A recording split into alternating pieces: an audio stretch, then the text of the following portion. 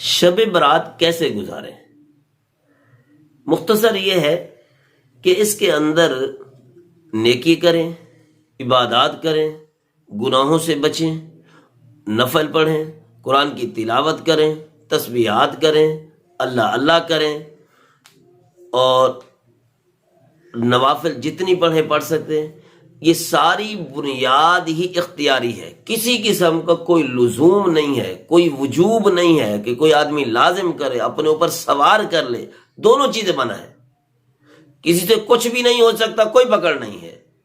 کسی سے سب کچھ ہو سکتا ہے لیکن وہ لازم نہ سمجھے، یعنی وہ قرآن بھی پڑھ سکتا ہے، وہ تلاوت بھی کر سکتا ہے، اور نفل بھی پڑھ سکتا ہے، تسبیحات بھی کر سکتا ہے، چاہے وہ مرد ہے یا عورت ہے، گھر میں، مسجد میں، چلتے ہوئے، سفر میں، حضر میں، اور اپنے گھر یا کاروبار میں بیٹھے ہوئے، دکان پہ بیٹھے ہوئے، کچھ بھی، کسی حالت میں بھی ہو، جائز حالت میں ہو، تو یہ ذکر اذکار اللہ کے ہاں قبول ہے، کسی قسم کی کوئی مردود نہیں ہے، لیکن لازمی نہ سمجھے۔ اس کے اندر تھوڑی سی اتنی گنجائش رکھے کہ اپنے اوپر سوار نہ کرے، کیونکہ کبھی بھی نوافل فرائض کی طرح نہیں ہو سکتی۔ کسی بھی طریقے سے نوافل کا درجہ فرائض جیسا نہیں ہو سکتا، بلکہ اتنا بھی منع ہے کہ نوافل کو فرائض جیسی شکل بھی نہ دو۔ یعنی جس طرح فرائض کی جماعت ہو سکتی ہے، تو نوافل کی جماعت بھی کوئی زیادہ پسندیدہ نہیں ہے۔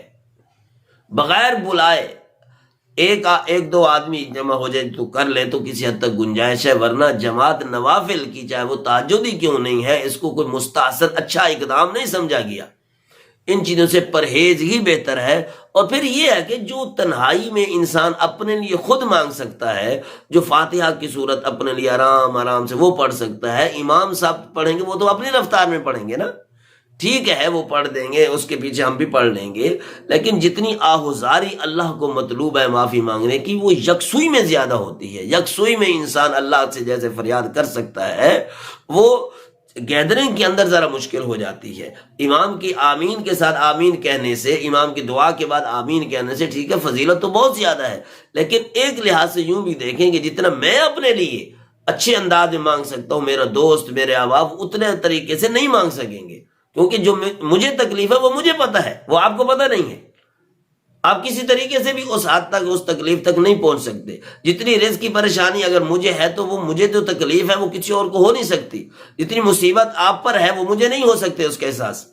تو اس احساس کو اگر دیکھیں تو پھر اکیلے کی عبادت زیادہ اچھی محسوس ہوتی ہے، اچھی معلوم ہوتی ہے، کہ اپنے لیے انسان تہ دل سے، جس طرح اللہ نے فرمایا ادعوا ربکم تضرعا وخفیا، رو رو کر، ایستا ایستا مجھ سے مانگو، رو رو کر اللہ کو مناؤ، تو یہ اللہ کی طرف سے انسان کو آفر ہے بھی کوشش کرو مجھے راضی کرو، میرے ہاتھ توبہ کرو، گناہوں سے معافی مانگو۔ یہ سارا کچھ انسان کے لیے ہے، لیکن بار بار یہی تاکید ہے، کوشش کرے کہ نوافل کی وجہ سے فرض نہ چھوٹیں۔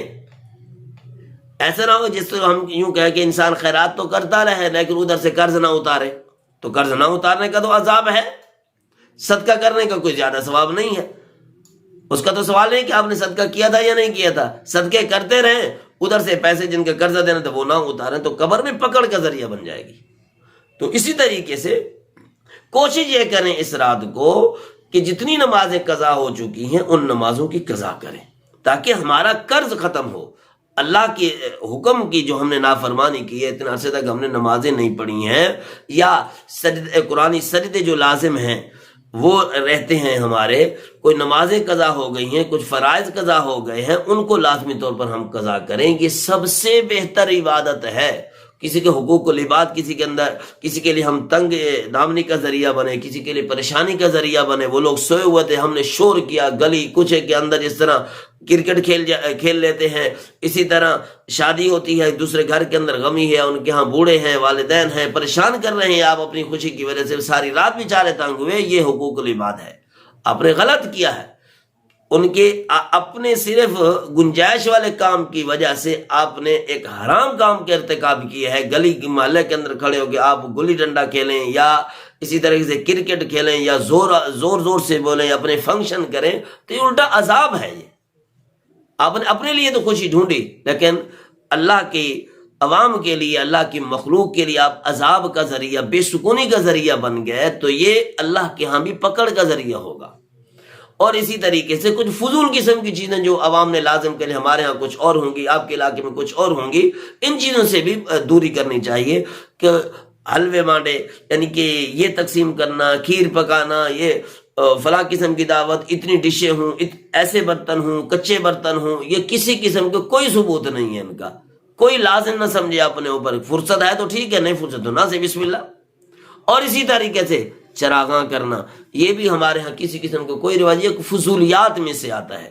اپنے اوپر کبھی بھی سوار نہ کریں کہ یہ چراغاں، یہ ملتا جلتا ہے اس سے آتش بازی والے لوگ جس طرح تھے، یہ ہندو لوگ کرتے تھے کہ مسلمانوں کی اس عبادت والی رات کے اندر وہ پٹاخے چھوڑتے تھے، شور و غول کرتے تھے، جس طرح قرآن کے اندر آتا ہے، نبی علیہ السلام قرآن پڑھتے تھے تو کافر لوگ کہتے تھے لا تسمعوا لہذا القرآن والغوا فیہ لعلکم تغلبون، جب نبی قرآن پڑھے تو تم شور مچاؤ، تم ہی غالب رہو گے۔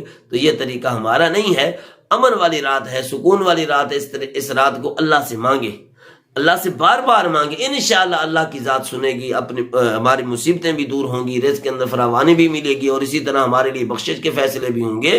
جب بنو کلب کی بکریوں کی تعداد کے برابر بخشش ہوتی، اللہ پاک ان میں ہمیں بھی شامل کر لیں۔ تو اور اسی طریقے سے کوئی بھی رسمی جو کام ہے جس کا اللہ نبی نے حکم نہیں دی، ان سب سے پرہیز زیادہ بہتر ہے، اور جتنی حد تک اجازت ہے اتنا کریں۔ روزہ پہلے عادت ہے تو وہ رکھ لیں، عادت نہیں ہے تو کوئی جبر نہیں ہے، کسی قسم کی کوئی زیادہ خاص تاکید نہیں ہے۔ اللہ پاک عمل کی توفیق عطا فرمائے۔